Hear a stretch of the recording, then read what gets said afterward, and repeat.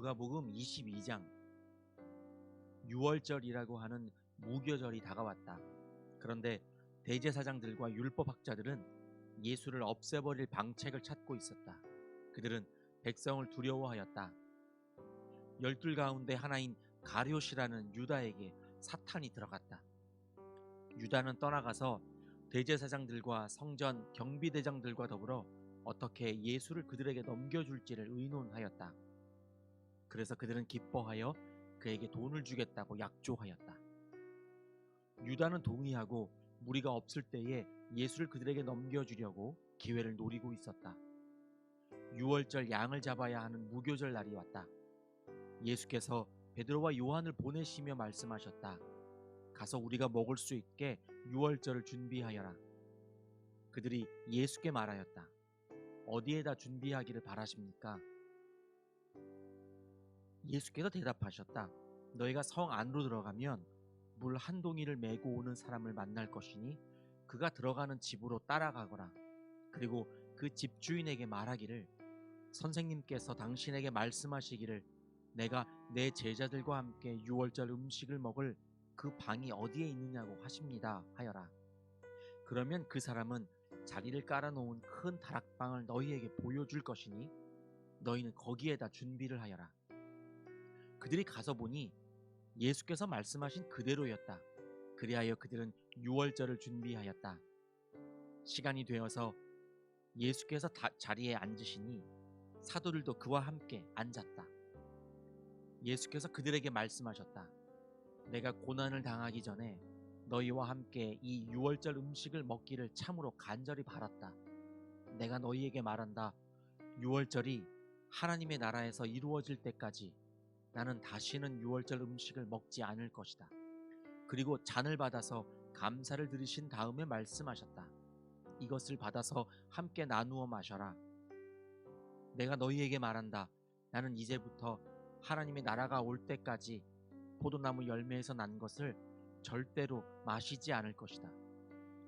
예수께서는 또 빵을 들어서 감사를 드리신 다음에 떼어서 그들에게 주시고 말씀하셨다.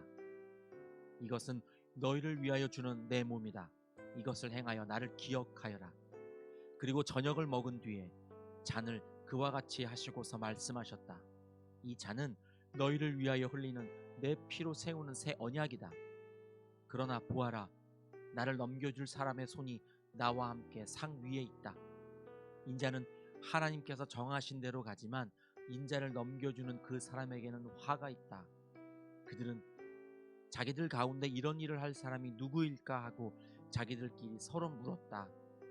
제자들 가운데서 누구를 가장 큰 사람으로 칠 것이냐는 물음을 놓고 그들 사이에 말다툼이 벌어졌다. 예수께서 그들에게 말씀하셨다. 뭇 민족들의 왕들은 백성들 위에 군림한다. 그리고 백성들에게 권세를 부리는 자들은 은인으로 행세한다. 그러나 너희는 그렇지 않다.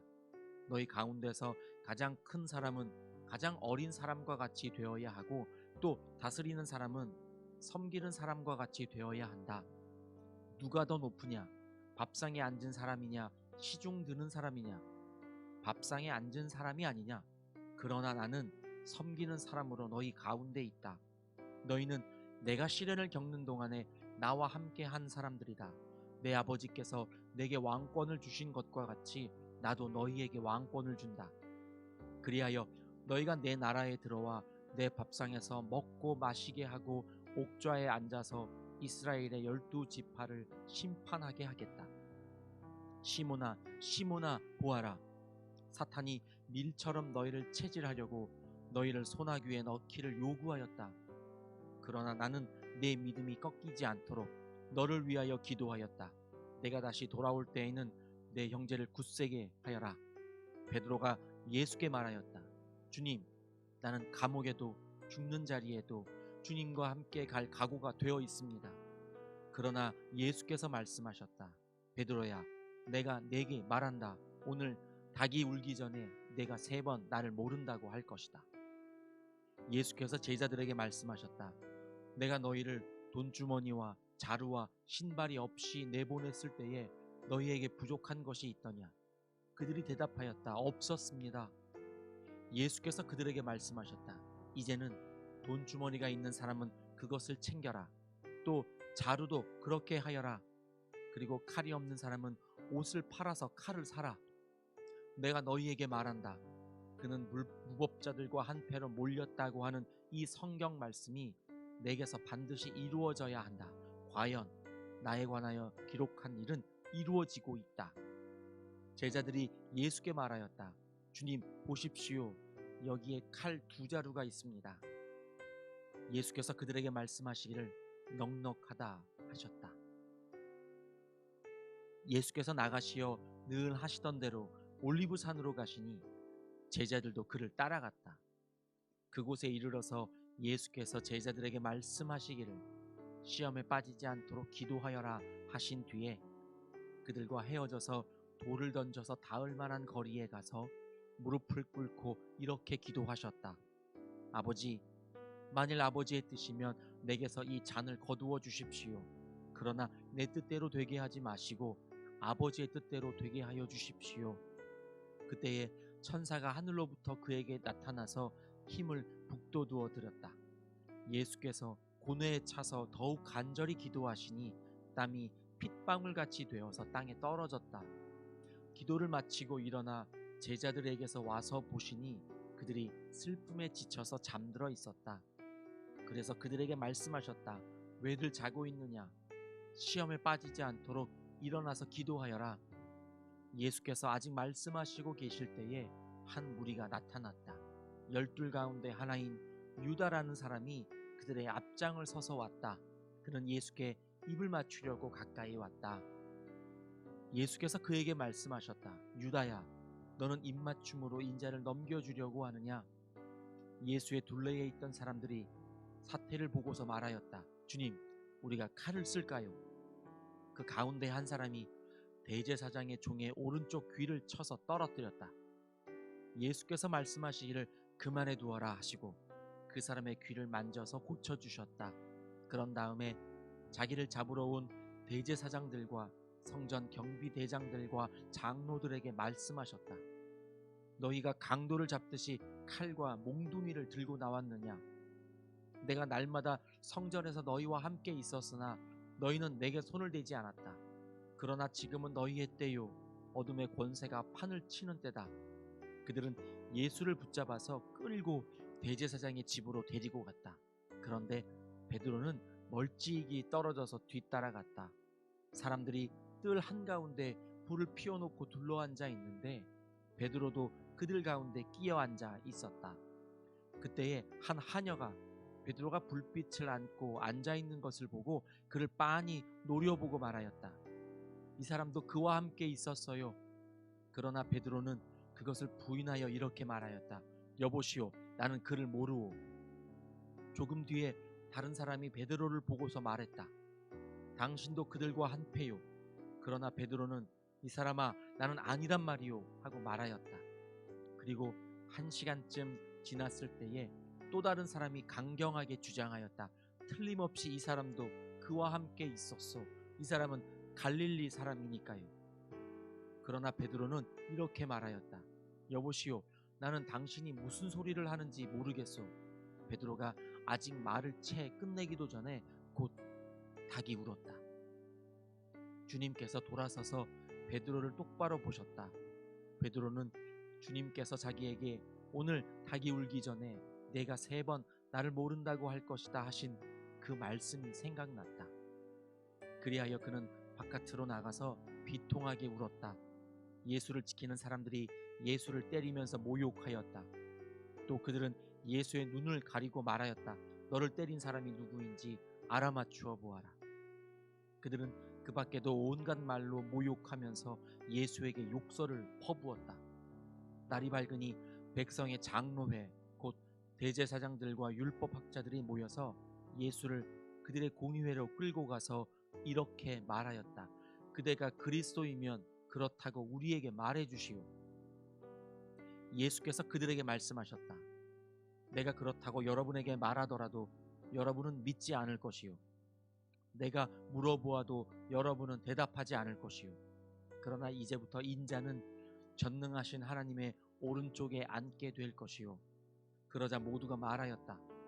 그러면 그대가 하나님의 아들이요? 예수께서 그들에게 말씀하셨다. 내가 그라고 여러분이 말하고 있소. 그러자 그들은 말하였다. 이제 우리에게 무슨 증언이 더 필요하겠소? 우리가 그의 입에서 나오는 말을 직접 들었으니 말이오. 누가복음 23장. 그들 온 무리가 일어나서 예수를 빌라도 앞으로 끌고 갔다.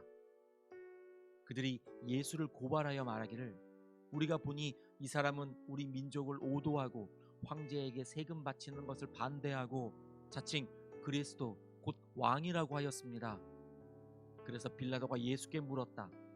당신이 유대인의 왕이요? 예수께서 빌라도에게 대답하셨다. 당신이 그렇게 말하고 있소. 빌라도가 대제사장들과 무리들에게 말하였다. 내가 보니 이 사람에게는 아무 죄도 없소.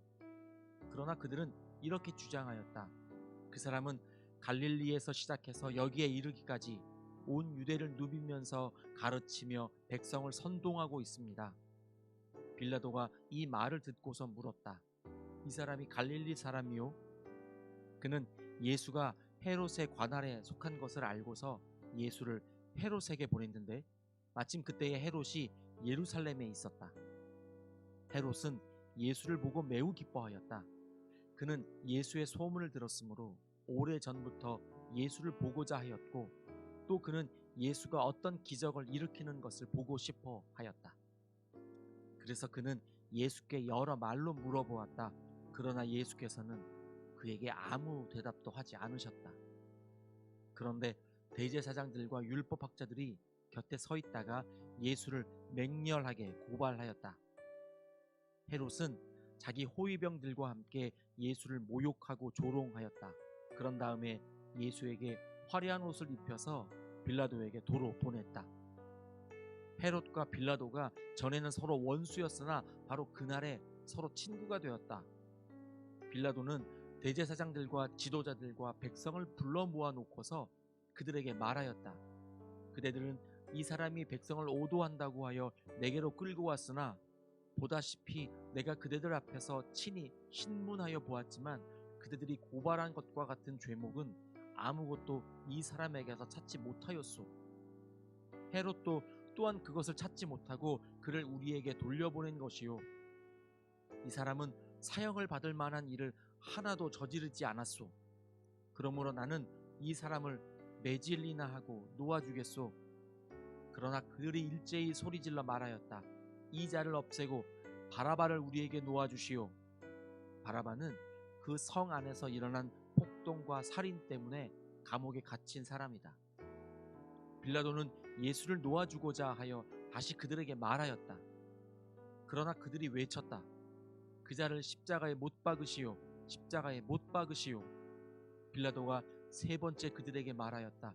도대체 이 사람이 무슨 나쁜 일을 하였단 말이오. 나는 그에게서 사형에 처할 아무런 죄를 찾지 못하였소. 그러므로 나는 그를 매질이나 해서 놓아줄까 하오. 그러나 그들은 마구 우기면서 예수를 십자가에 못 박으라고 큰 소리로 요구하였다. 그래서 그들의 소리가 이겼다. 그래서 그는 폭동과 살인 때문에 감옥에 갇힌 자는 그들이 요구하는 대로 놓아주고 예수는 그들의 뜻대로 하게 넘겨주었다. 그들이 예수를 끌고 가다가 들에서 오는 시몬이라는 한 구레네 사람을 붙들어서 그에게 십자가를 지우고 예수의 뒤를 따라가게 하였다. 백성들과 여자들이 큰 무리를 이루어서 예수를 따라가고 있었는데 여자들은 예수를 생각하여 가슴을 치며 통곡하였다. 예수께서 여자들을 돌아다 보시고 말씀하셨다. 예루살렘의 딸들아, 나를 두고 울지 말고 너희와 너희 자녀를 두고 울어라.